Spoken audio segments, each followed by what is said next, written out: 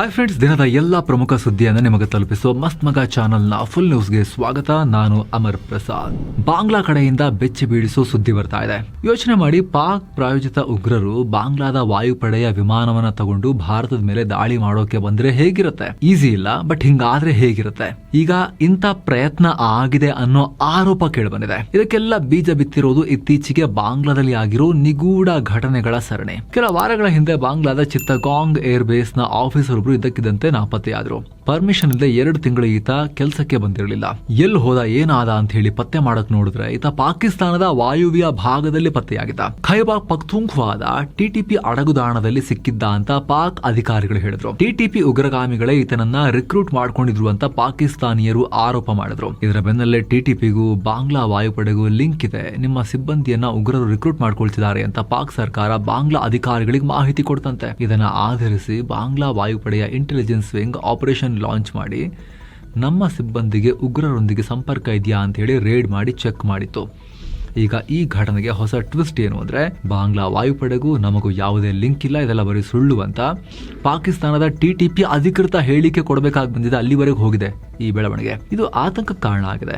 ಅಷ್ಟೇ ಅಲ್ಲ, ಕಿಡ್ನಾಪ್ ಹಿಂದೆ ಪಾಕಿಸ್ತಾನದ ದೊಡ್ಡ ಆಟ ಇದೆ ಅನ್ನೋ ಶಂಕೆಯೂ ವ್ಯಕ್ತವಾಗ್ತಿದೆ. ಪಾಕಿಸ್ತಾನಿಯರೇ ಟಿಟಿಪಿಗಳ ಹೆಸರಲ್ಲಿ ಉಗ್ರ ಕೃತ್ಯ ನಡೆಸೋಕೆ ಸಂಚು ಮಾಡಿರಬಹುದಾ ಅಂತ. ಇದಕ್ಕೆ ಪಾಕಿಸ್ತಾನದ ಹೇಳಿಕೆಗಳನ್ನ ಲಿಂಕ್ ಮಾಡಲಾಗ್ತಿದೆ. ಆಪರೇಷನ್ ಸಿಂಧೂರ್ ಆದ್ಮೇಲೆ ಪಾಕಿಸ್ತಾನ ಪದೇ ಪದೇ ಪೂರ್ವ ಭಾರತವನ್ನ ಟಾರ್ಗೆಟ್ ಮಾಡಿಕೊಂಡು ಹೇಳಿಕೆ ಕೊಡ್ತಾ ಇದೆ. ಪಾಕ್ ಸೇನಾ ವಕ್ತಾರನಾಗಿದ್ದ ಅಹಮದ್ ಶರೀಫ್ ಚೌಧರಿ ನೆಕ್ಸ್ಟ್ ನಮ್ಮ ಮೇಲೆ ದಾಳಿ ಆದ್ರೆ ನಾವು ಪೂರ್ವದಿಂದಲೇ ದಾಳಿ ಮಾಡ್ತೀವಿ ಅಂತ ಧಮಕಿ ಹಾಕಿದ್ದ. 2026ರ ಇದೇ ಏಪ್ರಿಲ್ ತಿಂಗಳಲ್ಲಿ ಪಾಕ್ ರಕ್ಷಣಾ ಸಚಿವ ಖ್ವಾಜಾ ಆಸಿಫ್ ಕೂಡ ನೆಕ್ಸ್ಟ್ ಟೈಮ್ ಕೋಲ್ಕತ್ತಾ ಮೇಲೆ ದಾಳಿ ಮಾಡ್ತೀವಿ ಅಂತ ಹೇಳಿದ್ದ. ಕೋಲ್ಕತ್ತಾ ಇರೋದಿಲ್ಲ, ಪಾಕಿಸ್ತಾನ ಇರೋದಿಲ್ಲ. ಮತ್ತೆ ಹೇಗೆ ಪಾಕಿಸ್ತಾನ ಈ ರೀತಿ ಮಾತಾಡ್ತಿದೆ ಅನ್ನೋ ಚರ್ಚೆ ಆಗಿತ್ತು. ಆದ್ರೆ ಈಗ ಪಾಕ್ ಬಾಂಗ್ಲಾ ಏರ್ಮನ್ ಗಳನ್ನೇ ಉಗ್ರರನ್ನಾಗಿ ಬದಲಾಯಿಸ್ತಾ ಇದೆ ಅನ್ನೋ ಆರೋಪ ಕೇಳಿಬಂದಿದೆ. ಕಳೆದ ಕೆಲ ತಿಂಗಳುಗಳಿಂದ ಪಾಕಿಸ್ತಾನದ ಗುಪ್ತಚರ ಸಂಸ್ಥೆ ISI ಬಾಂಗ್ಲಾದಲ್ಲಿ ತುಂಬಾ ಆಕ್ಟಿವ್ ಆಗಿದೆ.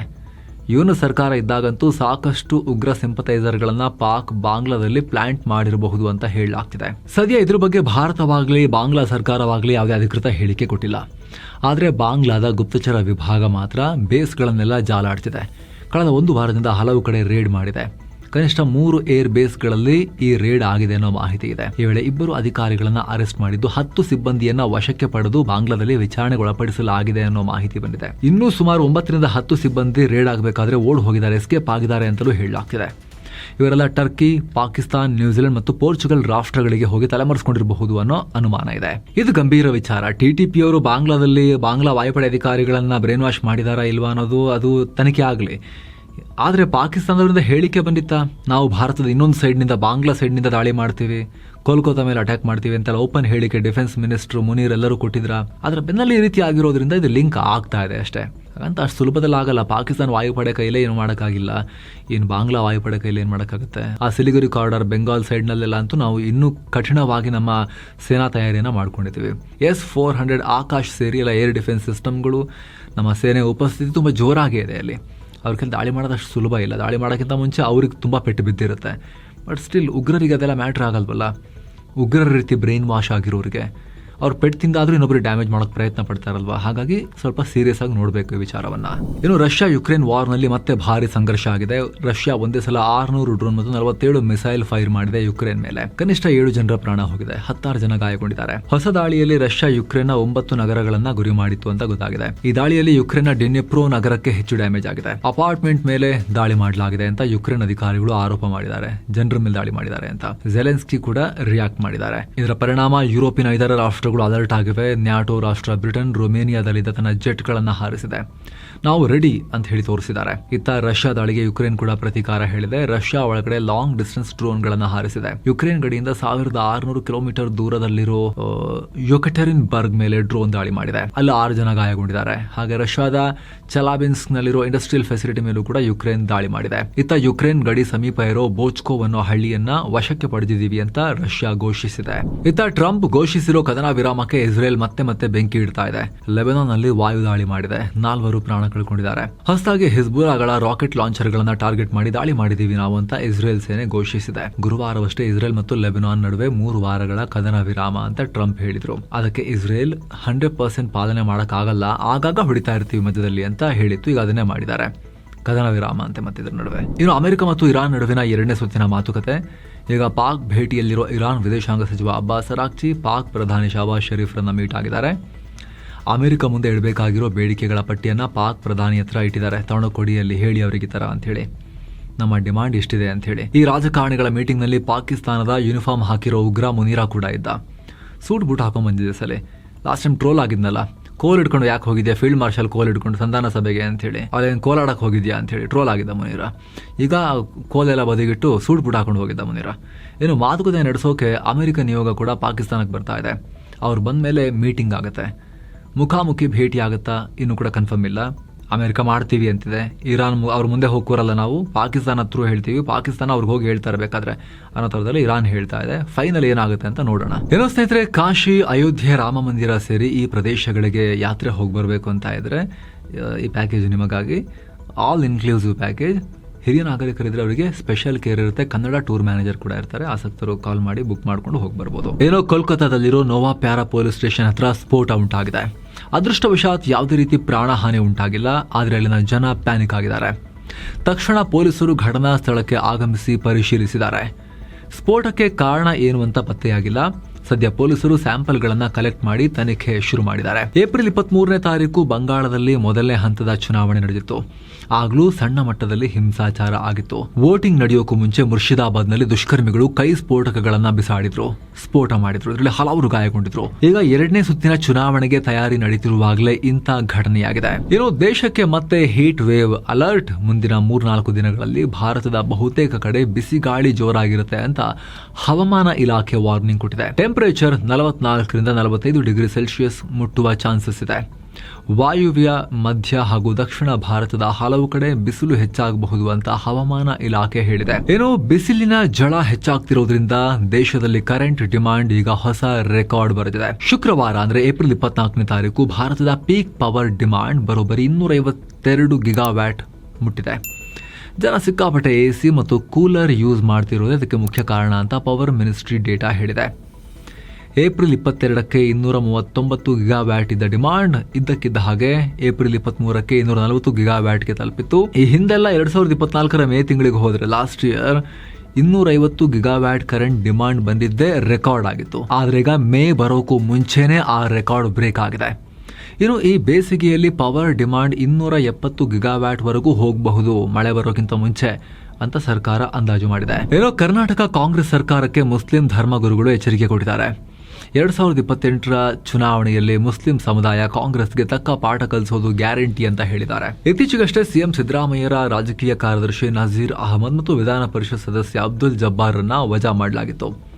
ಇದಕ್ಕೆ ಮಂಡ್ಯದಲ್ಲಿ ಮುಸ್ಲಿಂ ಧರ್ಮಗುರುಗಳು ಪ್ರತಿಕ್ರಿಯೆ ಕೊಟ್ಟಿದ್ದಾರೆ. ನಾವು ಮುಸ್ಲಿಮರು ಎಲ್ಲಿಗೂ ಹೋಗಲ್ಲ ಅನ್ನೋ ಭ್ರಮೆಯಲ್ಲಿ ಕಾಂಗ್ರೆಸ್ ನಾಯಕರಿದ್ದಾರೆ, ಆದರೆ ನಮಗೆ ಬೇರೆ ಆಪ್ಷನ್ಸ್ ಇದಾವೆ, ಅದನ್ನ ಕಾಂಗ್ರೆಸ್ ಮರಿಬಾರದು ಅಂತ ಮುಸ್ಲಿಮರು ಕಾಂಗ್ರೆಸ್ಗೆ ವಾರ್ನಿಂಗ್ ಕೊಟ್ಟಿದ್ದಾರೆ. ಅಲ್ಲದೆ ಮುಸ್ಲಿಂ ಸಮುದಾಯ 90% ಮತಗಳನ್ನ ಕಾಂಗ್ರೆಸ್ಗೆ ಹಾಕಿದೆ. ಚುನಾವಣೆ ಟೈಮ್ನಲ್ಲಿ ನಮ್ಮನ್ನ ಹೇಗೆ ಬೇಕೋ ಹಾಗೆ ಯೂಸ್ ಮಾಡ್ಕೊಂಡಿದ್ದಾರೆ. ಈಗ ನಮ್ಮನ್ನೇ ನಡು ನೀರಿನಲ್ಲಿ ಕೈ ಬಿಟ್ಟು ಬಿಸಾಕ್ತಿದ್ದಾರೆ. ನಿಮ್ಮನ್ನ ಹಗಲಿರುಳು ಕೆಲಸ ಮಾಡಿ ಕುರ್ಚಿ ಮೇಲೆ ಕೂರಿಸಿದ್ದೆ ನಾವು, ಹಾಗೆ ನಿಮ್ಮನ್ನ ಅಧಿಕಾರದಿಂದ ಕೆಳಗಿಳಿಸೋಕು ನಮಗೆ ಬರುತ್ತೆ ಅಂತ ಹೇಳಿ ಮುಸ್ಲಿಂ ಧರ್ಮಗುರುಗಳು ಕಾಂಗ್ರೆಸ್ಗೆ ವಾರ್ನಿಂಗ್ ಕೊಟ್ಟಿದ್ದಾರೆ. ಅಲ್ಲದೆ ನಜೀರ್ ಅಹಮದ್ರನ್ನ ವಜಾ ಮಾಡೋ ಮುನ್ನ ಕನಿಷ್ಠ ಒಂದು ನೋಟಿಸ್ ಕೂಡ ಕೊಡಲಿಲ್ಲ. ಸಿಎಂ ಸಿದ್ದರಾಮಯ್ಯ ಅವರಿಗೆ ಗೊತ್ತಿಲ್ಲದ ಹೈಕಮಾಂಡ್ ಈ ನಿರ್ಧಾರ ಮಾಡೋಕೆ ಸಾಧ್ಯನಾ ಅಂತ ಪ್ರಶ್ನೆ ಮಾಡಿದ್ದಾರೆ.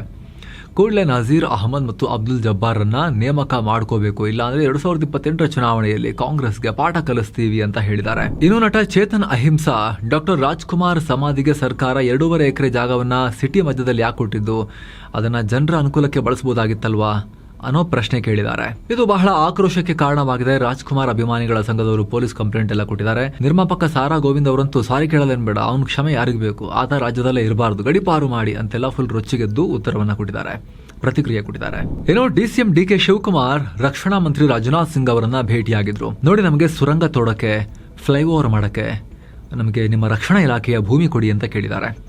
ಇದಕ್ಕೆ ಕ್ಲಿಯರೆನ್ಸ್ ಕೊಡಿ, ನಿಮ್ಮ ಡಿಫೆನ್ಸ್ ಭೂಮಿಯನ್ನು ಬಳಸಕ್ಕೆ ಅಂತ ಹೇಳಿ ರಿಕ್ವೆಸ್ಟ್ ಮಾಡ್ಕೊಂಡಿದ್ದಾರೆ. ಹಾಗೆ HL ಏರ್ಪೋರ್ಟ್ನಿಂದಾಗಿ ನಮ್ಮ ಬೆಂಗಳೂರಲ್ಲಿ ಸರಿಯಾಗಿ ಎತ್ತರದ ಬಿಲ್ಡಿಂಗ್ಗಳನ್ನು ಕಟ್ಟಕ್ಕಾಗ್ತಾ ಇಲ್ಲ, ಅದಕ್ಕಿರೋ ನಿರ್ಬಂಧಗಳನ್ನು ಸ್ವಲ್ಪ ಸಡಿಲ ಮಾಡಿಕೊಡಿ ಅಂತ ರಿಕ್ವೆಸ್ಟ್ ಮಾಡ್ಕೊಂಡಿದ್ದಾರೆ. ಏನೋ ಚಿಕಿತ್ಸೆ ಪಡಿತಾ ಇರೋ ಸಚಿವ ಡಿ ಸುಧಾಕರ್ಗೆ ಇನ್ನೂ ಕೂಡ ಪ್ರಜ್ಞೆ ಬಂದಿಲ್ಲ ಅಂತ ಸಿಎಂ ಸಿದ್ದರಾಮಯ್ಯ ಅವರೇ ಮಾಹಿತಿ ಕೊಟ್ಟಿದ್ದಾರೆ. ಶ್ವಾಸಕೋಶ ಟ್ರಾನ್ಸ್ಪ್ಲಾಂಟ್ ಮಾಡಬೇಕಾದ್ರೆ ಮೆದುಳು ಪ್ರಜ್ಞೆಯಲ್ಲಿ ಇರಬೇಕು. ಈ ಬಗ್ಗೆ ವೈದ್ಯರು ಭಾನುವಾರ ತೀರ್ಮಾನ ಮಾಡ್ತಾರೆ ಅಂತ ಸಿಎಂ ಹೇಳಿದ್ದಾರೆ. ಶ್ವಾಸಕೋಶನೇ ವರ್ಕ್ ಆಗ್ತಿಲ್ಲ ಅನ್ನೋದು ಇವ್ರ ಮಾತಲ್ಲಿ ಕಾಣಿಸ್ತಾ ಇದೆ. ಟ್ರಾನ್ಸ್ಪ್ಲಾಂಟ್ ಮಾಡಬೇಕು ಅಂದರೆ ಶ್ವಾಸಕೋಶ ವರ್ಕ್ ಮಾಡ್ತಿಲ್ಲ ಇವ್ರದ್ದು, ಬೇರೆ ಶ್ವಾಸಕೋಶವನ್ನು ಇವ್ರಿಗೆ ಹಾಕಬೇಕಾಗುತ್ತೆ ಯಾರ ದಾನಿಗಳಿದ್ರೆ ಅನ್ನೋ ಥರದಲ್ಲಿ. ಇನ್ನು ಬಿಜೆಪಿ ಮುಖಂಡ ಯೋಗೀಶ್ ಗೌಡ ಕೊಲೆ ಕೇಸಲ್ಲಿ ಶಾಸಕ ವಿನಯ್ ಕುಲಕರ್ಣಿ ಹೈಕೋರ್ಟ್ ಮೆಟ್ಟಿಲೇರಿದ್ದಾರೆ. ಜನಪ್ರತಿನಿಧಿಗಳ ಕೋರ್ಟ್ ನೀಡಿರೋ ಜೀವಾವಧಿ ಶಿಕ್ಷೆಗೆ ತಡೆ ಕೊಡಬೇಕು ಅಂತ ಮನವಿ ಮಾಡಿದ್ದಾರೆ. ವಿನಯ್ ಜೊತೆಗೆ ಚಂದ್ರಶೇಖರ್ ಇಂಡಿ ಕೂಡ ಮೇಲ್ಮನವಿ ಸಲ್ಲಿಸಿದ್ದಾರೆ. ಇನ್ನು ಪಂಜಾಬ್ನಲ್ಲಿ ಲಾರೆನ್ಸ್ ಬಿಷ್ಣೋಯ್ ಗ್ಯಾಂಗ್ನ ಅಬ್ಬರ ಮತ್ತೆ ಶುರುವಾಗಿದೆ. ಪಂಜಾಬ್ನ ಅನೇಕ ರಾಜಕಾರಣಿಗಳು ಮತ್ತು ಸಿಧು ಮೂಸೇವಾಲಾ ತಂದೆ ಬೌಲ್ಕರ್ ಸಿಂಗು ಕೂಡ ಬೆದರಿಕೆ ಹಾಕಿದ್ದಾರೆ. ಲಾರೆನ್ಸ್ ಬಿಷ್ಣೋಯ್ ಜೀವನಾಧಾರಿತ ಲಾರೆನ್ಸ್ ಆಫ್ ಪಂಜಾಬ್ ಅನ್ನೋ ಡಾಕ್ಯುಮೆಂಟರಿ ರಿಲೀಸ್ಗೆ ರೆಡಿಯಾಗಿತ್ತು. ನಂತರ ವೆಬ್ ಸೀರೀಸ್ ತರ ಏಪ್ರಿಲ್ 27ಕ್ಕೆ ZEE5 OTTಯಲ್ಲಿ ಬಿಡುಗಡೆ ಆಗಬೇಕಾಗಿತ್ತು. ಇದರ ವಿರುದ್ಧ ಪಂಜಾಬ್ನಲ್ಲಿ ಭಾರಿ ಆಕ್ರೋಶ ವ್ಯಕ್ತವಾಯಿತು. ಗ್ಯಾಂಗ್ಸ್ಟರ್ಗಳನ್ನ ಹೀರೋ ಮಾಡಬೇಡಿ ಅನ್ನೋ ವಿರೋಧ ಬಂತು. ಹೀಗಾಗಿ ಪಂಜಾಬ್ ಪೊಲೀಸರು ಒತ್ತಾಯ ಮಾಡಿದ್ರು. ಕೇಂದ್ರ ಸರ್ಕಾರ ಕೂಡ ಆಮೇಲೆ ಇದನ್ನ ಬ್ಲಾಕ್ ಮಾಡ್ತು, ತಡೆ ಹಿಡಿತು. ಇದಕ್ಕೆ ಬಿಷ್ಣೋಯ್ ಗ್ಯಾಂಗ್ ಸಿಟ್ಟಿಗೆದ್ದಿದೆ. ಹಲವು ಪಂಜಾಬಿ ನಾಯಕರುಗಳಿಗೆ ವಾಟ್ಸ್ಆಪ್ ಮೂಲಕ ಬೆದರಿಕೆ ಹಾಕಿದ್ದಾರೆ. ಇನ್ನು ಪಂಜಾಬ್ ಕಾಂಗ್ರೆಸ್ ಚೀಫ್ ಅಮರಿಂದರ್ ಸಿಂಗ್ ರಾಜಾ ವರ್ರಿಂಗ್, ಕ್ಯಾಪ್ಟನ್ ಅಮರಿಂದರ್ ಸಿಂಗ್ ಅವರಲ್ಲ, ಬೇರೆ ಅಮರಿಂದರ್ ಸಿಂಗ್ ಇದು, ಹಾಗೆ ಹಿರಿಯ ನಾಯಕ ಸುಖದಿಂಜರ್ ಸಿಂಗ್, ಪಂಜಾಬ್ ಡಿಜಿಪಿ ಗೌರವ್ ಯಾದವ್, ಹೀಗೆ ಅನೇಕರಿಗೆ ಧಮಕಿ ಹಾಕಲಾಗಿದೆ. ನಾವು ಈ ಸೀರೀಸ್ ನ ರಿಲೀಸ್ ಮಾಡೇ ಮಾಡ್ತೀವಿ, ಏನಾರು ಆಗಲಿ ನಮಗೆ ದುಡ್ಡು ಬೇಕಾಗಿಲ್ಲ, ನೀವೆಲ್ಲ ಸಾಯೋಕೆ ರೆಡಿ ಆಗಿರಿ ಅಷ್ಟೇ, ನಿಮ್ಮೇಲೆ ಗುಂಡು ಹಾರಿಸ್ತೀವಿ, ಬಾಂಬ್ ಹಾಕ್ತೀವಿ ಅಂತೆಲ್ಲ ಬೆದರಿಕೆ ಮೆಸೇಜ್ ಅನ್ನ ಕಳಿಸಲಾಗಿದೆ. ಏನೋ ತೆಲಂಗಾಣ ರಾಜಕೀಯದಲ್ಲಿ ದೊಡ್ಡ ಬೆಳವಣಿಗೆಯಾಗಿದೆ. ಮಾಜಿ ಸಿಎಂ ಕೆ ಚಂದ್ರಶೇಖರ್ ರಾವ್ ಪುತ್ರಿ ಕವಿತಾ ಹೊಸ ಪಕ್ಷವನ್ನ ಕಟ್ಟಿದ್ದಾರೆ. ಇದಕ್ಕೆ ತೆಲಂಗಾಣ ರಾಷ್ಟ್ರ ಸೇನೆ TRS ಅಂತ ಹೆಸರಿಟ್ಟಿದ್ದಾರೆ. ಅಂದಹಾಗೆ ಪಕ್ಷ ವಿರೋಧಿ ಚಟುವಟಿಕೆ ಹಿನ್ನೆಲೆಯಲ್ಲಿ BRS ಪಾರ್ಟಿಯಿಂದ, ತಂದೆಯ ಪಾರ್ಟಿಯಿಂದಲೇ ಇವ್ರನ್ನ ಹೊರಗೆ ಹಾಕಲಾಗಿತ್ತು. ಅಣ್ಣ KT ರಾಮರಾವ್ಗೂ ಇವ್ರಿಗೂ ಸಿಟ್ಟಿದೆ, ಅಧಿಕಾರಕ್ಕಾಗಿ ವೈಷಮ್ಯ. ಇನ್ನು ಕವಿತಾ ಹೊಸ ಪಕ್ಷ ಕಟ್ಟಿದ್ದ ಹಾಗೆ BRS ವ್ಯಂಗ್ಯ ಮಾಡಿದೆ. ಒರಿಜಿನಲ್ ಇಸ್ ಆಲ್ವೇಸ್ ಒರಿಜಿನಲ್ ಅಂತ ಪೋಸ್ಟ್ ಮಾಡಿ ಕಾಲೆಳೆದಿದೆ. ಏನೋ ಪಾಕಿಸ್ತಾನದ ಗ್ಯಾಂಗ್ಸ್ಟರ್ಗಳು ಮತ್ತು ISI ನೊಂದಿಗೆ ಲಿಂಕ್ ಹೊಂದಿರೋ ಆರೋಪದ ಮೇಲೆ ಉತ್ತರ ಪ್ರದೇಶದಲ್ಲಿ ಇಬ್ಬರನ್ನ ಅರೆಸ್ಟ್ ಮಾಡಲಾಗಿದೆ. ಇವ್ರನ್ನ ತುಷಾರ್ ಚೌಹಾಣ್ ಅಲಿಯಾಸ್ ಹೆಜ್ಬುಲ್ಲಾ ಅಲಿ ಖಾನ್ ಮತ್ತು ಸಮೀರ್ ಖಾನ್ ಅಂತ ಗುರುತಿಸಲಾಗಿದೆ. ಇವರಿಬ್ಬರಿಗೆ UPಯ ಪಶ್ಚಿಮ ಭಾಗದಲ್ಲಿ ಉಗ್ರ ಜಾಲ ಸೆಟಪ್ ಮಾಡೋ ಕೆಲಸವನ್ನ ಕೊಡಲಾಗಿತ್ತು. ಹಾಗೆ ಹಿರಿಯ ಹಿಂದೂ ನಾಯಕರ ಹತ್ಯೆ ಮಾಡೋ ಟಾಸ್ಕ್ ಕೊಡಲಾಗಿತ್ತು. ಕೆಲಸ ಮುಗಿದ ಮೇಲೆ ಇವ್ರನ್ನ ಗಲ್ಫ್ ರಾಷ್ಟ್ರಗಳ ಮೂಲಕ ಪಾಕಿಸ್ತಾನಕ್ಕೆ ಕರ್ಕೊಂಡು ಹೋಗಿ ಅಲ್ಲಿ ಸೆಟಲ್ ಮಾಡಿಸೋದಾಗಿ ISI ಭರವಸೆ ಕೂಡ ಕೊಟ್ಟಿತ್ತು ಅಂತ ಗೊತ್ತಾಗಿದೆ. ಇನ್ನು ಈಶಾನ್ಯ ರಾಜ್ಯ ಮಣಿಪುರದಲ್ಲಿ ಮತ್ತೆ ಪರಿಸ್ಥಿತಿ ಬಿಗಡಾಯಿಸಿದೆ. Coordinating committee on Manipur integrity COCOMI ಅನ್ನೋ ಸಂಘಟನೆ ಇಂಫಾಲ್ನಲ್ಲಿ ರ್ಯಾಲಿ ಇಟ್ಕೊಂಡಿತ್ತು. ಮಣಿಪುರದಲ್ಲಿ ಶಾಂತಿ ಸ್ಥಾಪನೆ ಆಗಬೇಕು, ನಾಗರಿಕರಿಗೆ ಸೇಫ್ಟಿ ಇರಬೇಕು ಅಂತ ಒಟ್ಟು 6 ಬೇಡಿಕೆಗಳನ್ನ ಇಟ್ಕೊಂಡು ಮಣಿಪುರ ಸಿಎಂ ಖೇಮ್ ಚಂದ್ ಸಿಂಗ್ರ ನಿವಾಸದ ಕಡೆಗೆ ಹೊರಟಿದ್ರು. ಈ ವೇಳೆ ಪ್ರತಿಭಟನಾಕಾರರು ಮತ್ತು ಭದ್ರತಾ ಪಡೆಗಳ ನಡುವೆ ಘರ್ಷಣೆಯಾಗಿದೆ. ಕೈ ಮೀರುತ್ತಿದ್ದ ಹಾಗೆ ಟಿಯರ್ ಗ್ಯಾಸ್ ಅನ್ನ ಕೂಡ, ಅಂದ್ರೆ ಕಣ್ಣೀರು ತರಿಸುವ ಅಶ್ರುವಾಯುವನ್ನ ಕೂಡ ಪ್ರಯೋಗ ಮಾಡಿದ್ದಾರೆ. ದಿಕ್ಕಾಪಾಲಾಗಿ ಪ್ರತಿಭಟನಾಕಾರರು ಓಡಿದ್ರು. ಇನ್ನೂ ಕೂಡ ಸಿಚುವೇಶನ್ ಸೀರಿಯಸ್ ಇದೆ, ಅಲ್ಲಿ ಬೂದಿ ಮುಚ್ಚಿದ ಕಂಡ ತರ ಇದೆ. ಏಪ್ರಿಲ್ 7ನೇ ತಾರೀಕು ವಿಷ್ಣುಪುರ್ನಲ್ಲಿ ರಾಕೆಟ್ ಫೈರಿಂಗ್ ಎಲ್ಲ ಆಗಿತ್ತು. ಅವಾಗ 2 ಪ್ರಾಣ ಹೋಗಿತ್ತು. ಇದಾದ್ಮೇಲೆ ಉಕ್ರುಲ್ ಜಿಲ್ಲೆಯಲ್ಲಿ ಹಿಂಸಾಚಾರ ಆಗಿ 3 ಜನ ಪ್ರಾಣವನ್ನ ಕಳ್ಕೊಂಡಿದ್ರು. ಹೀಗಾಗಿ ಕೊಕೋಮಿ ಅನ್ನೋ ಸಂಘಟನೆ ಈ ರ್ಯಾಲಿ ನಡೆಸ್ತಾ ಇದೆ. RSS ನ ರಾಮ್ ಮಾಧವ್ ವಿವಾದಕ್ಕೆ ಗುರಿಯಾಗಿದ್ದಾರೆ. ಅಮೆರಿಕದಲ್ಲಿ ಒಂದು ಇವೆಂಟ್ ನಲ್ಲಿ ಪಾಲ್ಗೊಂಡು ಮಾತನಾಡ್ತಾ ಭಾರತ ಅಮೆರಿಕಗೋಸ್ಕರ ಇರಾನ್ ಮತ್ತು ರಷ್ಯಾದಿಂದ ತೈಲ ಖರೀದಿ ಮಾಡೋದನ್ನ ನಿಲ್ಲಿಸ್ತು ಅನ್ನೋ ಹೇಳಿಕೆಯನ್ನ ಕೊಟ್ಟರು. ಜೊತೆಗೆ ನಾವು ಅಮೆರಿಕಗೋಸ್ಕರ 50% ಟ್ಯಾರಿಫ್ಗೂ ಒಪ್ಕೊಂಡ್ವಿ, ವಿಪಕ್ಷಗಳಿಂದ ಎಷ್ಟೇ ಟೀಕೆ ಬಂದರೂ ಕೂಡ ಈ ಕೆಲಸ ಮಾಡ್ತು ನಮ್ಮ ಸರ್ಕಾರ ಅಂತ ರಾಮ್ ಮಾಧವ್ ಹೇಳಿದರು. ಇದಕ್ಕೆ ಕಾಂಗ್ರೆಸ್ ತೀವ್ರ ಆಕ್ರೋಶ ವ್ಯಕ್ತಪಡಿಸಿತು. ರಾಹುಲ್ ಗಾಂಧಿ ರಿಯಾಕ್ಟ್ ಮಾಡಿ RSS ಅನ್ನೋದು ರಾಷ್ಟ್ರೀಯ ಸರೆಂಡರ್ ಸಂಘ ಅಂತ ಟೀಕೆ ಮಾಡಿದ್ರು. ವಿವಾದ ಜೋರಾಗ್ತಿದ್ದ ಹಾಗೆ ರಾಮ್ ಮಾಧವ್ ಕ್ಷಮೆಯಾಚನೆ ಮಾಡಿದ್ದಾರೆ. ಅದು ತಪ್ಪಾಯಿತು, ಮಿಸ್ಟೇಕ್ ಆಯಿತು ಹೇಳಿದ್ದು. ಭಾರತ ರಷ್ಯಾದಿಂದ ತೈಲ ಆಮದು ನಿಲ್ಲಿಸೋಕೆ ಒಪ್ಪಿಲ್ಲ, ಚರ್ಚೆ ವೇಳೆ ನಾನು ಕೊಟ್ಟಿರೋ ಮಾಹಿತಿ ರಾಂಗ್ ಇದೆ ಅಂತ ಹೇಳಿ ಕ್ಷಮೆಯಾಚನೆ ಮಾಡಿದ್ದಾರೆ. ಆಮೇಲೆ ಏನು, ನೀತಿ ಆಯೋಗಕ್ಕೆ ಹೊಸ ಉಪಾಧ್ಯಕ್ಷರು ಬಂದಿದ್ದಾರೆ. ಹಿರಿಯ ಅರ್ಥಶಾಸ್ತ್ರಜ್ಞ ಪಶ್ಚಿಮ ಬಂಗಾಳ ಮೂಲದ ಅಶೋಕ್ ಲಾಹಿರಿ ಅಧಿಕಾರ ಸ್ವೀಕರಿಸಿದ್ದಾರೆ. ಏಪ್ರಿಲ್ ಆರಂಭದಲ್ಲಿ ರಿಟೈರ್ ಆಗಿರೋ ಸುಮನ್ ಬೆರಿ ಅವರ ಸ್ಥಾನವನ್ನು ಇವರು ತುಂಬುತ್ತಾರೆ. ಹಿಂದೆ ಸರ್ಕಾರದ ಮುಖ್ಯ ಆರ್ಥಿಕ ಸಲಹೆಗಾರರಾಗಿ, ಹಣಕಾಸು ಆಯೋಗದ ಸದಸ್ಯರಾಗಿ ಹಾಗೂ ವಿಶ್ವ ಬ್ಯಾಂಕ್ ಮತ್ತು IMF ನಲ್ಲೂ ಕೂಡ ಲಹಿರಿ ಸೇವೆಯನ್ನು ಸಲ್ಲಿಸಿರೋ ಎಕ್ಸ್ಪೀರಿಯನ್ಸ್ ಇದೆ. ಇನ್ನು ಅಶೋಕ್ ಲಾಹಿರಿ PM ಮೋದಿ ಅವರನ್ನ ಕೂಡ ಭೇಟಿಯಾಗಿದ್ದಾರೆ. ಇದರ ಜೊತೆಗೆ ನೀತಿ ಆಯೋಗಕ್ಕೆ ಖ್ಯಾತ ವಿಜ್ಞಾನಿ ಡಾಕ್ಟರ್ ಗೋವರ್ಧನ್ ದಾಸ್ರನ್ನ ಮೆಂಬರ್ ಆಗಿ ನೇಮಿಸಲಾಗಿದೆ. ಇವರು ಕೂಡ ವೆಸ್ಟ್ ಬೆಂಗಾಲ್ನವರು. ನೀತಿ ಆಯೋಗ ಇಡೀ ದೇಶಕ್ಕೆ ಬೇಕಾದ ಪಾಲಿಸಿಗಳನ್ನು ತರೋಕೆ ಸಲಹೆ ಕೊಡೋ ಥಿಂಕ್ ಟ್ಯಾಂಕ್. ಇದರ ಅಧ್ಯಕ್ಷರು ಯಾವಾಗಲೂ ಪ್ರಧಾನಿನೇ ಇರ್ತಾರೆ, ನಂತರ ಉಪಾಧ್ಯಕ್ಷರು ಬರ್ತಾರೆ.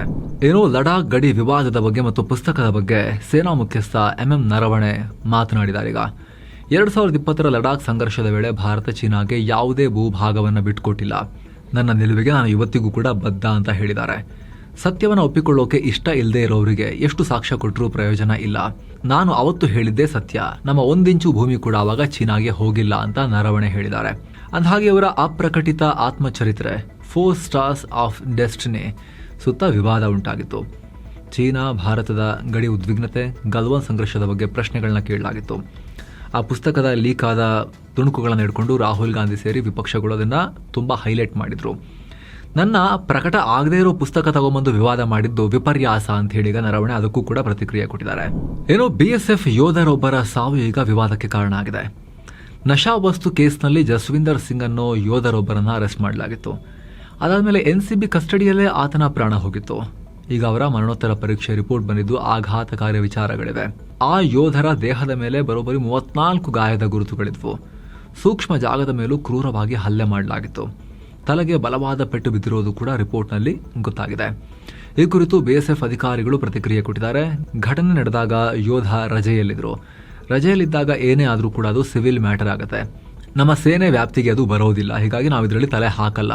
ಅಂದ್ರೆ ನಾಗರಿಕ ಕೋರ್ಟ್ಗಳು ಮತ್ತು ಪೊಲೀಸರು ಇದನ್ನ ಹ್ಯಾಂಡಲ್ ಮಾಡ್ತಾರೆ ಅನ್ನೋ ರೀತಿಯಲ್ಲಿ ಪ್ರತಿಕ್ರಿಯೆ ಕೊಟ್ಟಿದ್ದಾರೆ. ಇನ್ನು ಇವರ ಸಾವಿಗೆ ನ್ಯಾಯ ಬೇಕು, ಏನಾಯ್ತು ಅನ್ನೋದು ಹೊರಗೆ ಬರಬೇಕು ಅಂತ ಹೇಳಿ ಈಗ ಆಗ್ರಹ ಕೇಳಿ ಬರ್ತಾ ಇದೆ. ಇನ್ನು IPL ಮ್ಯಾಚ್ ನಲ್ಲಿ ದುರಂತ ಆಗಿದೆ. ಪಂಜಾಬ್ ಕಿಂಗ್ಸ್ ವಿರುದ್ಧದ ಮ್ಯಾಚ್ ನಲ್ಲಿ ಡೆಲ್ಲಿ ಕ್ಯಾಪಿಟಲ್ಸ್ ತಂಡದ ಸ್ಟಾರ್ ಬೌಲರ್ ದಕ್ಷಿಣ ಆಫ್ರಿಕಾದ ಕ್ರಿಕೆಟಿಗ ಲುಂಗಿ ಎನ್ಗಿಡಿ ಗಾಯಗೊಂಡಿದ್ದಾರೆ. ಕ್ಯಾಚ್ ಹಿಡಿಯೋ ಟೈಮ್ನಲ್ಲಿ ತಲೆಗೆ ಬಲವಾದ ಏಟಾಗಿದೆ. ಕೂಡಲೇ ಆಂಬ್ಯುಲೆನ್ಸ್ನಲ್ಲಿ ಅವ್ರನ್ನ ಕರ್ಕೊಂಡು ಹೋಗಲಾಯಿತು ಚಿಕಿತ್ಸೆಗೆ. ಮ್ಯಾಚಿಂದ ಅವರಿಗೆ ಹೊರಗುಳಿದಿದ್ದಾರೆ. ಚಿಕಿತ್ಸೆ ಕೊಡಲಾಗ್ತಿದೆ. ಅವರ ಆರೋಗ್ಯ ಸ್ಥಿತಿ ಬಗ್ಗೆ ಇನ್ನಷ್ಟೇ ಕ್ಲಾರಿಟಿ ಸಿಗಬೇಕು. ದಿಲ್ಲಿಯ ಅರುಣ್ ಜೇಟ್ಲಿ ಸ್ಟೇಡಿಯಂನಲ್ಲಿ ಈ ಮ್ಯಾಚ್ ನಡೀತಾ ಇತ್ತು. ಇನ್ನು ಮತ್ತೊಂದಷ್ಟು ಕಂಪನಿಗಳ Q4 ರಿಸಲ್ಟ್ಸ್ ಬಂದಿದೆ. ಅದರಲ್ಲಿ ರಿಲಯನ್ಸ್ ಇಂಡಸ್ಟ್ರೀಸ್ನ ನೆಟ್ ಪ್ರಾಫಿಟ್ ಕಳೆದ ವರ್ಷಕ್ಕೆ ಹೋಲಿಸಿದರೆ 12.5% ಡೌನ್ ಆಗಿ 16,971 ಕೋಟಿ ರೂಪಾಯಿಗೆ ತಲುಪಿದೆ. ಆಯಿಲ್ ಬಿಸ್ನೆಸ್ನಲ್ಲಿ ಲಾಭ ಆಗದೆ ಖರ್ಚು ಜಾಸ್ತಿಯಾಗಿ ಈ ಕುಸಿತ ಆಗಿದೆ. ಇನ್ನು ಆಕ್ಸಿಸ್ ಬ್ಯಾಂಕ್ನ ನೆಟ್ ಪ್ರಾಫಿಟ್ 0.6% ಕಮ್ಮಿಯಾಗಿ 7,071 ಕೋಟಿ ರೂಪಾಯಿ ಅರ್ನ್ ಮಾಡಿದೆ. ಬ್ಯಾಂಕ್ನ ಬಿಸ್ನೆಸ್ ಸ್ಥಿರವಾಗಿದೆ, ಆದರೆ ಸೇಫ್ಟಿಗೆ ಅಂತ ಹೇಳಿ ಪ್ರಾಫಿಟ್ನಿಂದ ಹಣವನ್ನು ತೆಗೆದಿಟ್ಟ ಕಾರಣ ಲಾಭ ಕಮ್ಮಿಯಾಗಿದೆ ಅಂತ ತೋರಿಸ್ತಾ ಇದೆ. ಇನ್ನು ಶ್ರೀರಾಮ್ ಫಿನಾನ್ಸ್ನ ನೆಟ್ ಪ್ರಾಫಿಟ್ 41% ಜಂಪ್ ಆಗಿ 3,014 ಕೋಟಿ ರೂಪಾಯಿ ಆಗಿದೆ. ಹಾಗೆ ಹಿಂದೂಸ್ತಾನ್ ಜಿಂಕ್ನ ನೆಟ್ ಪ್ರಾಫಿಟ್ 68% ರೈಸ್ ಆಗಿ 4,997 ಕೋಟಿ ರೂಪಾಯಿಗೆ ತಲುಪಿದೆ. ಇನ್ನು ಕಡೆದಾಗಿ Mangalore refinery and petrochemicals limited net profit ಬರೋಬ್ಬರಿ 68.4% ಕುಸಿದು 117 ಕೋಟಿ ರೂಪಾಯಿಗೆ ತಲುಪಿದೆ. ಸೊ ಫ್ರೆಂಡ್ಸ್, ಇದಾಗಿತ್ತು ಇವತ್ತಿನ ಫುಲ್ ನ್ಯೂಸ್. ನಾವು ಕೊಯ್ದಿಲ್ಲ, ಏಳದಿಲ್ಲ, ಕಿರ್ಚಾಡಿಲ್ಲ, ಬರೀ ಸುದ್ದಿಯ ರೀತಿಯಲ್ಲಿ ನಿಮಗೆ ತಲುಪಿಸೋ ಪ್ರಯತ್ನ ಮಾಡಿದ್ದೀವಿ. ನಿಮಗಿದು ಇಷ್ಟ ಆಗ್ತಾ ಇದ್ರೆ ದಯವಿಟ್ಟು ಮಸ್ತ್ ಮಗ ಚಾನಲ್ಗೆ ಸಬ್ಸ್ಕ್ರೈಬ್ ಮಾಡಿ. ಹಾಗೆ ಪಕ್ಕದ ಬೆಲ್ ಐಕಾನ್ ಮೇಲೆ ಕ್ಲಿಕ್ ಮಾಡೋದನ್ನು ಯಾವುದೇ ಕಾರಣಕ್ಕೂ ಮರಿಬೇಡಿ. Thank you so much. ಮತ್ತೆ ಭೇಟಿ ಆಗ್ತಿರೋಣ. ನಮಸ್ಕಾರ.